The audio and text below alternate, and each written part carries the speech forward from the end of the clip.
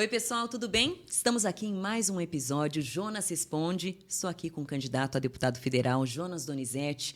Nas últimas semanas, ele já falou sobre o trabalho como deputado federal, também falou de temas importantes nas áreas da saúde e educação, como gestor público. Afinal de contas, ele foi prefeito da cidade de Campinas durante 2 mandatos, durante 8 anos. E vai falar hoje sobre a importância do trabalho de um deputado federal, caso seja reeleito, porque daí seria o segundo mandato dele, quais são os planos para o futuro. E quero lembrar vocês que estamos aí a menos de um mês para as eleições, do dia 2 de outubro, o quanto é importante vocês analisarem as propostas do seu candidato, analisar o que eles pensam, quais são as propostas que eles têm, para que vocês possam votar com consciência. Inclusive, nas últimas semanas, recebemos várias perguntas de eleitores que hoje o Jonas vai ter a oportunidade de responder e quero convidar vocês a participarem também. Podem enviar comentários no nosso podcast de hoje, que o Jonas com certeza vai responder no próximo episódio do Jonas Responde. Jonas, mais uma vez, é um prazer recebê-lo aqui. Prazer é meu, Juliana, cumprimentar você, a todos que estão nos acompanhando, nesse novo formato de comunicação que é o podcast. Ele traz a imagem, ele traz o som através das redes sociais e nós sabemos hoje que a audiência das redes sociais é muito grande. Eu fico feliz em poder conversar com o povo. Eu fiz isso a minha vida toda e estou aqui para continuar batendo papo com as pessoas, com a tua ajuda. Bacana. E esse é um canal de comunicação que tem dado muito certo, porque as pessoas estão participando e eu acho que tem aproximado mais o eleitor do candidato, Acho que foi um formato que você acertou. As pessoas, quando eu deixei a prefeitura, as pessoas falavam para mim, Jonas, você vai voltar para o rádio? Eu continuo amando o rádio, do mesmo jeito que eu amava antes. Mas as coisas, o tempo vai se atualizando, Então, as redes sociais hoje têm uma presença muito forte. A difusão de smartphones no Brasil, o acesso à internet, o acesso às redes sociais. Então, isso aqui é um pouquinho do que eu fazia do rádio lá atrás. É um bate-papo, uma conversa. Jonas, você foi deputado de 2010 a 2012, então voltou para Campinas, para assumir a prefeitura. Caso seja reeleito, que diferença isso vai fazer, o senhor retornando a Brasília, com essa experiência adquirida como gestor público durante seus 2 mandatos, durante 8 anos como prefeito aqui de uma cidade como Campinas? Juliana, faz toda a diferença, porque eu, quando fui deputado da vez passada, em 2010, que eu me elegi deputado federal, eu já tinha sido prefeito, deputado estadual, e eu percebia a diferença do meu trabalho com quem estava chegando lá pela primeira, sem saber de nada, Ou seja, eu tinha uma escola da vereança, da Assembleia de São Paulo, mas agora eu tenho a escola de 8 anos de prefeitura, ter sido presidente da Frente dos Prefeitos, ter vivido na pele muitos problemas e muitas angústias da população, porque o prefeito ele é um agente muito próximo do povo, ou seja, todas as necessidades da população desaguam na prefeitura. Eu acredito que agora, retomando a Câmara dos Deputados, eu carrego comigo essa experiência de conhecer não só os desafios, os problemas, as dificuldades da cidade que eu administrei, mas praticamente das cidades de todo o Brasil, porque eu tive contato com as cidades de São Paulo, as cidades do Brasil como um todo. Em 2012, a revista Veja fez um ranking para avaliar o desempenho de 513 deputados federais e você ficou entre os 10 melhores parlamentares com a nota de 8,9. Como é que foi ter esse trabalho reconhecido dessa forma, com apenas 2 anos de mandato? Foi muito gratificante, porque eu sempre falo que sozinho ninguém faz nada, Juliana. A gente precisa de pessoas, de equipe. E eu formei uma equipe muito boa, equipe de produção de projetos legislativos, equipe de fiscalização de questões governamentais. E essa equipe me ajudou a fazer esse trabalho, que, como você disse, foi um tempo curto, foram 2 anos. 2 anos. Mas aí, no final, eu já estava eleito prefeito, a revista Veja fez esse ranking e eu fiquei muito feliz. Tem uma frase que está nas escrituras que fala que tudo que chegar às suas mãos para fazer, faça o melhor possível. Já o professor Sérgio Cortella traduz isso na filosofia, dizendo assim, você faz o que dá para fazer ou você faz o seu melhor, né? Com o que você tem. Então, a gente tem que fazer o melhor com aquilo que a gente tem. Eu sempre procurei ter esse comportamento. Então, esse ranking que foi feito levou em consideração pontos importantes, projetos que são projetos que trazem progresso para o Brasil, projeto que traz também uma diminuição de carga tributária para as pessoas. E aí veio essa avaliação, uma nota de 8,9, né? Uma nota boa. Ótima. Né? Fiquei entre os 10 melhores do Brasil e da bancada paulista eu fiquei em segundo lugar. Então, eu falei assim, bom, cumpri a minha tarefa aqui. Aí, depois, veio o tempo como prefeito e agora tentando retornar aí, contando aí com o apoio do povo na eleição de 2 de outubro. Uma realização pessoal também, né? É gostoso. Eu falo que a eleição ela é uma expectativa, né? Eu falo que as pessoas querem acertar, Juliana. Ninguém quer errar no voto. Às vezes as pessoas erram por falta de informação, por informação desencontrada, né? E depois ela muitas vezes se decepciona. Eu tenho uma coisa na minha trajetória que as minhas reeleições sempre foram maiores do que as minhas eleições, né? Então é um sinal que a pessoa que votou não se decepcionou e que eu consegui também agregar novas pessoas. Foi assim por todos os lugares aonde eu passei. Foi assim, por exemplo, na prefeitura. Eu tive uma eleição difícil, de segundo turno, aí me elegi. A minha reeleição foi mais fácil. Eu já ganhei no primeiro turno com quase 70% dos votos da população. Então, é sim uma realização pessoal de um trabalho que foi bem feito. E esse prêmio da revista Veja, né, eu acho que deixa mais claro ainda a importância do seu trabalho, né, fica claro que você fez um ótimo trabalho, né, como prefeito, como deputado também, isso é claro, né, nós sabemos disso. Mas eu queria saber, em Brasília, né, as coisas mudaram muito, né, de uns 10 anos para cá. Sem dúvida. Né? O que você espera encontrar de diferente? Quais vão ser os seus maiores desafios, suas expectativas? O que você pode falar para a gente sobre isso? Juliana, tem uma frase que diz que nada muda se você não muda, né? Então, não adianta a pessoa esperar resultado diferente se ela continua fazendo as coisas iguais. Isso é uma frase do Einstein, né? Você esperar resultado diferente fazendo tudo igual é insanidade. Você faz de um jeito, vai acontecer do mesmo jeito. O Brasil precisa mudar. Qual que é o grande problema do Brasil hoje? Eu gosto de explicar com um jeito simples. É igual uma família que ganha R$100, manda 75 para um parente que mora longe, manda mais 20 para um parente que mora mais ou menos longe e fica com 5 para sustentar a família. É isso que acontece no Brasil hoje. Dos impostos arrecadados nas cidades, 75% vai para Brasília, 20% vai para o Estado e fica só 5% para a cidade, cuidar da educação, da saúde, do transporte, da manutenção da cidade. É por isso que a imensa maioria dos municípios do Brasil estão passando por dificuldades. Vive de pires na mão, como diz o ditado. A gente precisa inverter essa lógica. O dinheiro precisa ficar nas cidades. Então, eu volto para Brasília como um municipalista convicto. A cidade tendo os seus recursos, e é lógico, os critérios para gastar esse recurso, né?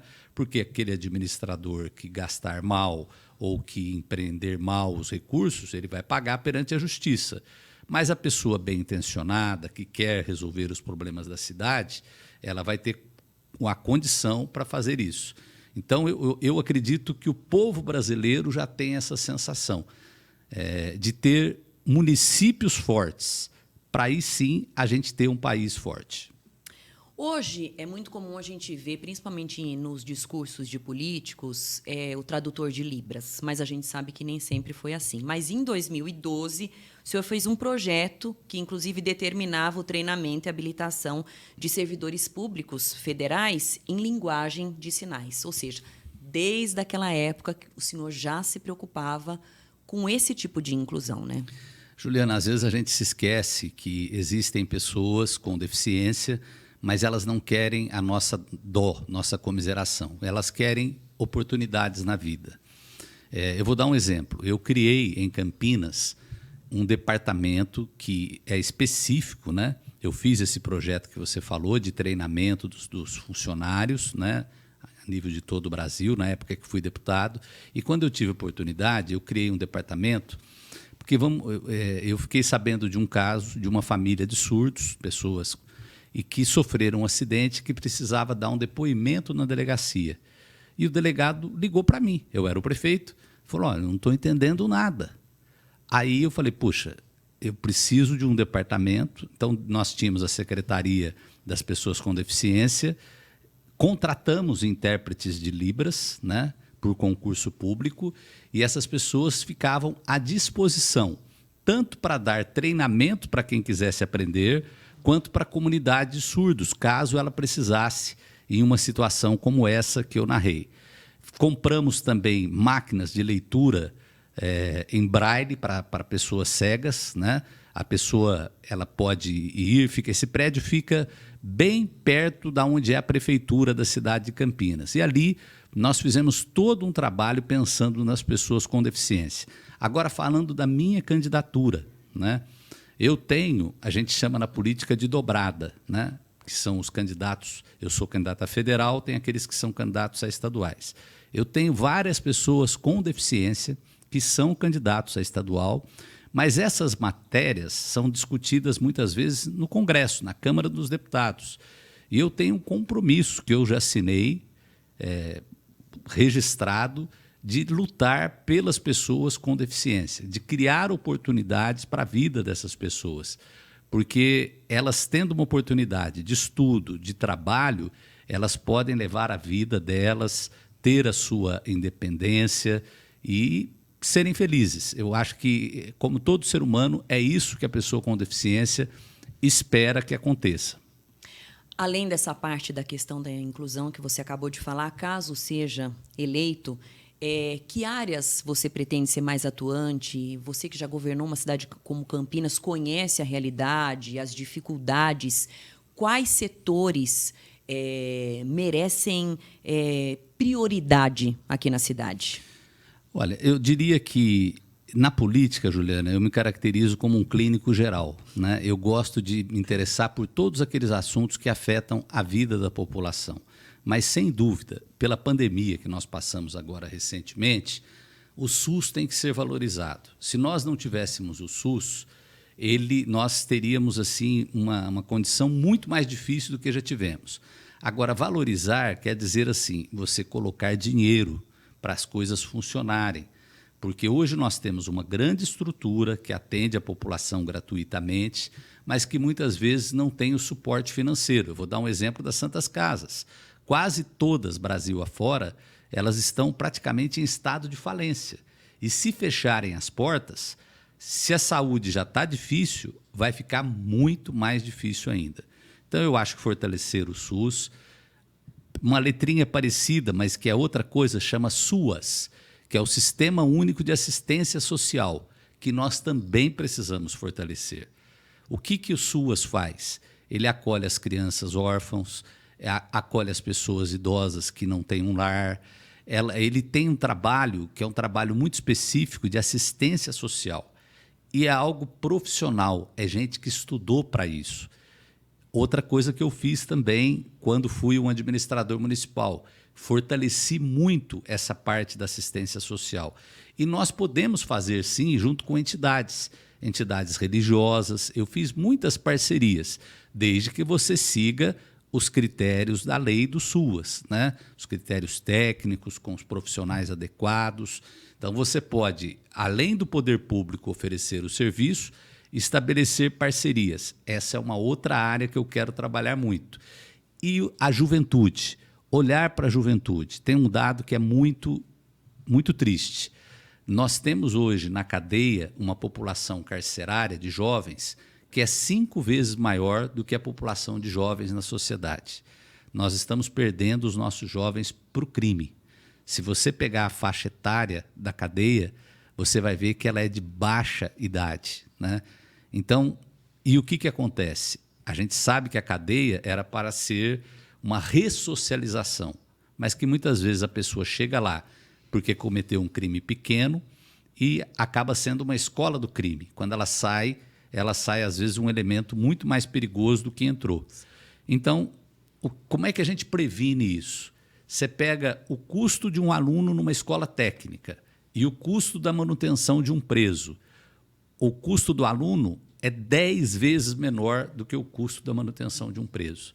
Então, até matematicamente, é vantajoso você investir na educação, na formação. E, falando de forma humana, aí nem se fala, aí não tem preço, porque você está tirando do caminho do crime, levando para o caminho do trabalho alguém que vai se tornar um cidadão que vai colaborar com a sociedade, enquanto ele poderia se tornar alguém para trazer problemas para a sociedade. Bacana, eu falei no início aqui do nosso podcast que hoje a gente ia responder, o Jonas ia responder as perguntas que chegaram dos eleitores. Então, vou aproveitar aqui para a gente bater esse papo aqui, responder as perguntas e lembrá-los mais uma vez que você também pode mandar sua pergunta, se tiver alguma dúvida, para que o Jonas possa responder na semana que vem. Então, a gente tem uma pergunta aqui do Rafael Alberto.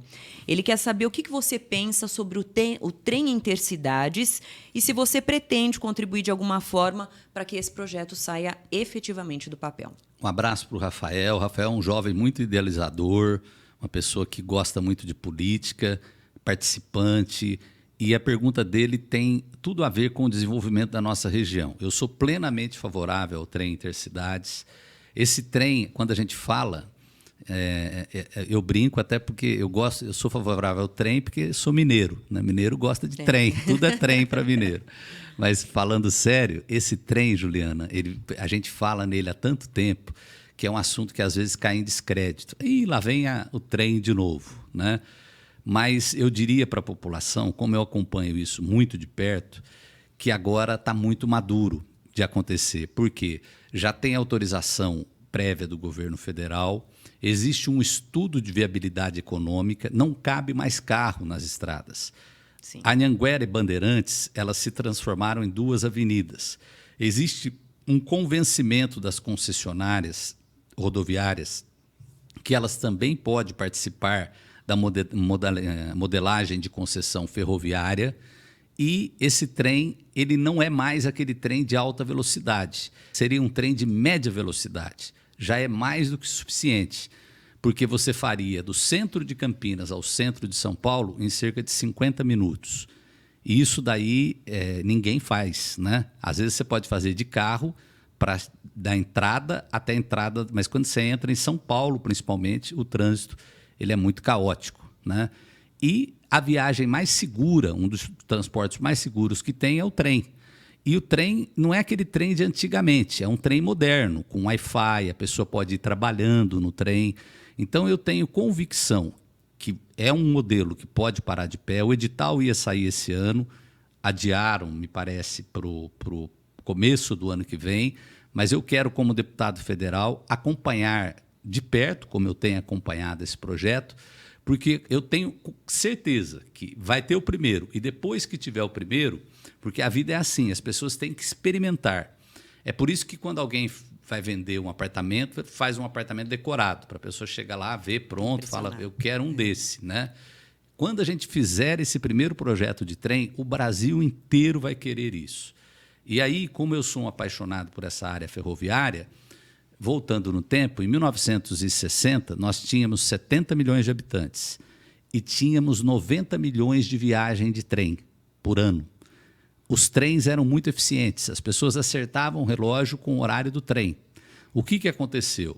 O Brasil passou a investir nas rodovias, vieram fábricas de automóveis para o Brasil, foi muito bom, mas sucateou as ferrovias. E esse sucateamento é que trouxe o problema da gente abandonar a estrada de ferro, que agora já retomou na parte de transporte de carga, e a gente pretende, e eu vou dar todo o meu apoio para termos um trem de passageiro de média velocidade, custo acessível também, isso é importante, para a população poder, porque nós temos uma média de 80 mil pessoas por dia que fazem esse trajeto Campinas, São Paulo. Pessoas da região de Campinas e pessoas da Grande São Paulo. Nós temos uma outra pergunta aqui do Mário Paes Neto, que ele quer saber sobre emendas parlamentares, né? Ele diz que muitas vezes vê pessoas associando isso a coisas ruins, como a corrupção, por exemplo, mas ele tem a impressão de que é uma coisa boa, sim, para a população. Então, ele queria ter mais informações do que é realmente uma emenda parlamentar e a sua opinião sobre se é bom ou ruim para a população. Vamos lá, então, Mário. Primeiro, a emenda parlamentar é um instrumento que o deputado coloca no orçamento para poder reservar uma parte do orçamento para determinadas coisas. Quando eu fui deputado há 12 anos passados, não era impositiva. Você colocava a emenda e o governo pagava se queria ou não queria, né? Aí depois teve um avanço, ela se tornou impositiva, ou seja, as emendas individuais que o deputado coloca, o governo tem que pagar. Metade é para a saúde, a outra metade ele pode escolher quais áreas que ele quer colocar. Por isso a importância da população votar em alguém comprometido com a região dela. Porque nas últimas eleições nós tivemos deputados que foram bem votados praticamente em toda a cidade do estado inteiro. Teve até um vídeo que viralizou esses dias na cidade de São Carlos, da pessoa cobrando o deputado lá que prometeu uma ambulância e que não levou a ambulância para a cidade. Então, se você não vota numa pessoa que que você pode cobrar depois, aquilo se perde, né? Se é bom ou ruim, eu acho que é bom, desde que seja feita de forma adequada. Do jeito que está hoje também, a coisa ficou desregrada, porque daí começou emenda individual, emenda de bancada, até aí tudo bem. Mas aí veio a chamada emenda de relator, que é o que as pessoas falam que é o orçamento secreto. Então, é uma coisa que fica um pouco nebulosa. Não dá para saber aonde foi o dinheiro, que jeito que foi aplicado, aí não é bom. As coisas precisam ser feitas claras. Para onde mandou? Quanto mandou? Foi usado no quê? Era para comprar uma ambulância? Comprou a ambulância? Era para construir uma creche? Foi construída a creche? Então, uma fiscalização, se para onde foi e se teve a finalidade adequada. E se for feito assim, é bom, porque reverte em melhoria de vida para a população. Nós recebemos diversas perguntas aqui semelhantes a várias regiões da cidade, então vou fazer uma de cada vez para que você explique o que já foi feito, né, para o desenvolvimento dessas áreas e o que pode fazer caso seja eleito. Então, a primeira é sobre o Ouro Verde e o Campo Grande. Quem está fazendo a pergunta aqui é o Francisco Paula de Almeida. Ele quer saber o que você pretende fazer como deputado federal, especificamente para essa região de Campinas. Bom, vamos lá então. Primeiro, são 2 distritos que foram criados no meu governo, tanto o Ouro Verde quanto o Campo Grande, por plebiscito.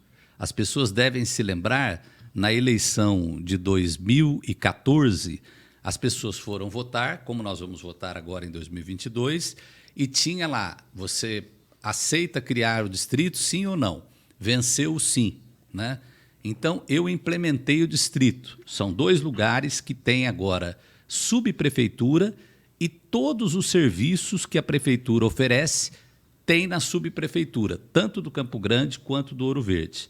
Então, aquilo que as pessoas precisariam vir no centro da cidade, agora elas têm perto da casa delas. Esse é o primeiro ponto, que é um ponto favorável. Segundo ponto, nós levamos também uma viatura do Corpo de Bombeiro, um SAMU, e levamos ainda a Guarda Municipal, que fica à disposição dessas 2 regiões. Por quê? Precisou de uma ambulância mais rápido? Está ali mais perto. Precisou também de um atendimento de questão de segurança? Está mais perto. E a questão do bombeiro, mesma coisa. A viatura do Corpo de Bombeiros, nós ainda não temos uma sede no Corpo de Bombeiros naquela região, mas ela fica ali próximo do posto da Guarda. Ela já fica posicionada lá na região do Ouro Verde, do Campo Grande. A grande obra que eu fiz, que eu entreguei 95%, ainda tem algumas partes a serem concluídas, mas é o BRT, que já mudou a cara tanto do Campo Grande quanto do Ouro Verde. O BRT, por exemplo, ali, aquela ponte do Florense, vamos falar do Campo Grande, era um funil. As pessoas ficavam horas e horas para poder atravessar. Agora não. Agora nós fizemos várias pistas de um lado, várias pistas de outro. Mesma coisa também na Amoreiras. Então, é uma coisa que já trouxe uma mobilidade muito grande. E eu pretendo, como deputado federal, dar continuidade. Tem a área da saúde, que nós levamos vários centros de saúde para aquela região, no programa Saúde em Ação. As regiões mais beneficiadas foram Ouro Verde, foram Campo Grande, que receberam ou postos de saúde novos ou postos de saúde reformados. E também fizemos no Hospital Mário Gatti, Ouro Verde, a separação do pronto-socorro de adulto e o pronto-socorro da pediatria. Porque isso é importante demais, Juliana, porque as doenças de criança geralmente são doenças alérgicas, doenças respiratórias, e um pronto-socorro de adulto, de um hospital público, às vezes chega alguém esfaqueado, algum acidente. Então é bom você separar para a criança também não presenciar cenas fortes, né? Então, um pouco do que a gente já fez. O futuro, eu acho que essas regiões precisam ganhar cada vez mais dinamismo econômico. A grande luta ali é uma alça de acesso, que eu comecei a luta lá atrás, quando eu era deputado estadual, através de lei, depois como prefeito reforcei essa necessidade, seria a alça de acesso a Bandeirantes. Mas essa obra é uma obra de 800 milhões de reais, porque a Bandeirantes é uma rodovia de classe especial, então ela não pode ter um acesso direto. E aí você tem que fazer as marginais para poder ter o acesso. E existe um desnível de terreno muito grande. Por que eu estou explicando isso? Porque ela tem que ser incluída na renovação da concessão da rodovia, para que seja uma obrigação da concessionária para fazer essa alça de acesso, e eu me comprometo, como deputado federal, a lutar por isso. Jonas, o Ricardo dos Santos ele fez uma pergunta parecida, mas ele quer saber o que você, como deputado federal, pode fazer pelo centro de Campinas. Olha, primeiro, cumprimentar o atual prefeito Dário Saad, né, que tem trabalhado muito, tem projetos aí para o centro. Certamente nós vamos fazer uma boa parceria, porque nós somos do mesmo grupo político. Mas vamos lá, concretamente. Juliana, as 3 coisas que o centro mais precisava, eu fiz. Foi a revitalização da Glicério, que foi uma obra muito... Todo mundo prometia, todo prefeito falava, ninguém teve coragem de mexer. E nós fizemos o enterramento da fiação, trocamos toda a rede de esgoto. Isso pouca gente sabe. Era uma rede muito antiga, que quebrava muito. O local que mais dava conserto em rede de água e esgoto em Campinas era na Francisco Glicério. Foi uma obra que durou o tempo exato, não trouxe nenhum prejuízo para o comércio, a não ser o incômodo de quando a obra estava sendo realizada. Isso não tem jeito, né? Mas foi entregue no dia 30 de novembro, porque o grande temor dos comerciários era entrar em dezembro com as obras inacabadas, que foi o que aconteceu uma vez na 13 de maio.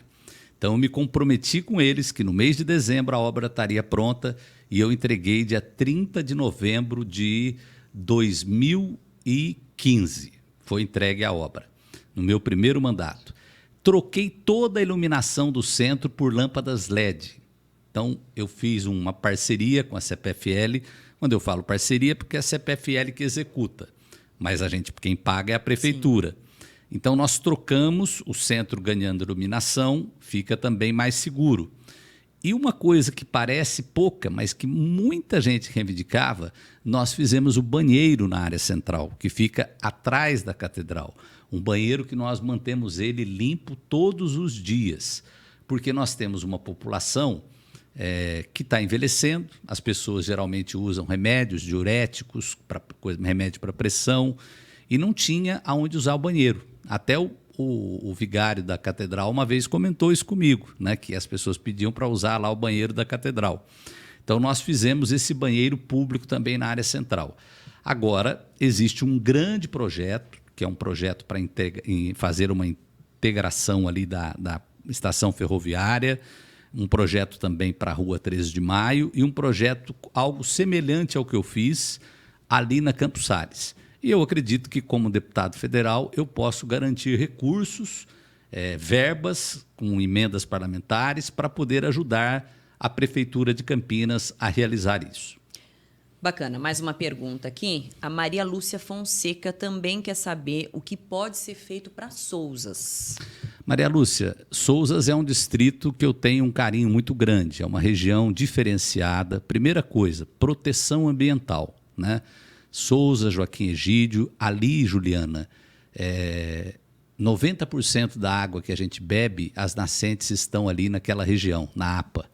Então, a preservação, que foi algo que eu dei muito valor no meu governo. A estrada que liga Sousas a Joaquim Egídio, nós pusemos as cancelas para evitar acidentes e também fizemos a iluminação. E também em Sousas, eu instalei a prefeitura da subprefeitura. Eu fiz a instalação do Agiliza Campinas, que é um posto que tem ali perto da Praça Beira Rio, que também atende todo tipo de serviço que antes as pessoas precisariam vir para o centro da cidade.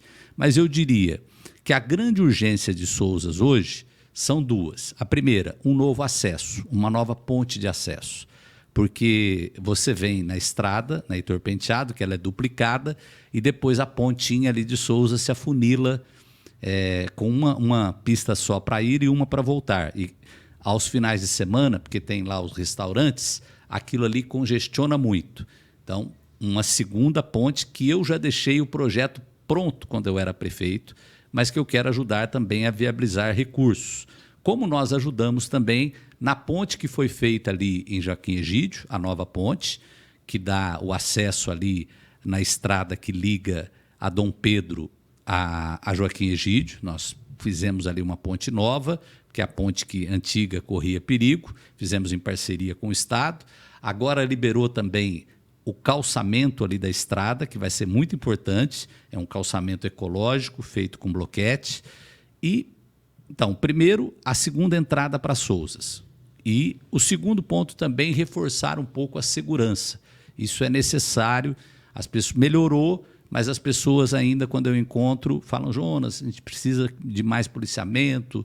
E eu acho que a saída é a gente usar a tecnologia, através de câmeras, garantir aí uma fiscalização maior para as pessoas se sentirem mais seguras na região ali do distrito de Sousas. Dá tempo da gente fazer mais uma perguntinha para a gente, antes de encerrar nosso podcast. O Sidney Bittencourt quer saber quais são os seus planos para Barão Geraldo. Sidney, Barão é a nossa cidade universitária, ali onde tem o campus da Unicamp, e eu deixei já preparado para Barão, além de ter feito ali uma grande reforma no posto de saúde, né? Nós reformamos também a creche, então, educação, saúde, nós demos uma atenção especial, ampliamos demais as câmeras de segurança em Barão, porque a segurança também é uma preocupação dos moradores, mas o maior projeto, ele está sendo idealizado, é uma cidade do futuro, uma cidade inteligente, que está sendo construído junto com a Unicamp, junto com a PUC e com o Departamento de Urbanismo da Prefeitura. Quem assinou esse protocolo de cooperação fui eu, quando ainda estava na Prefeitura. Então, aquela área que se chamava Fazenda Argentina, que foi adquirida pela Unicamp, e que eu apoiei muito na época para que fosse, porque era uma área muito grande que pode ser usada para fazer um hospital das clínicas HC2, mais um hospital das clínicas que vai servir toda a nossa região. Também pode ser usada para ampliação da nossa universidade, a Unicamp, que é muito importante para Campinas, e pode ser usada também para empreendimentos imobiliários sustentáveis. O que é um empreendimento imobiliário sustentável? Onde você tem a moradia, o trabalho, o comércio, tudo integrado, que as pessoas podem conviver ali no local onde elas moram. E com esses empreendimentos, será possível fazer o que também é uma necessidade de Barão, do mesmo jeito de Sousas, que é uma segunda entrada, aí não por onde é hoje a entrada de Sousas, mas pela estrada que liga até Paulínia. Então, nós temos a estrada de Campinas a Paulínia, que passa ali por Betel. Dá para se fazer uma entrada um pouco antes. E isso desafogaria também o tráfego de veículos, principalmente nos horários de pico, de manhã e no período da tarde.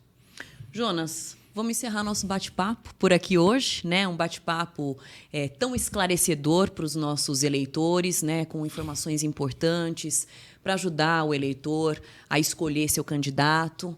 E agradecer você também que nos acompanhou, agradecer o carinho, agradecer a audiência.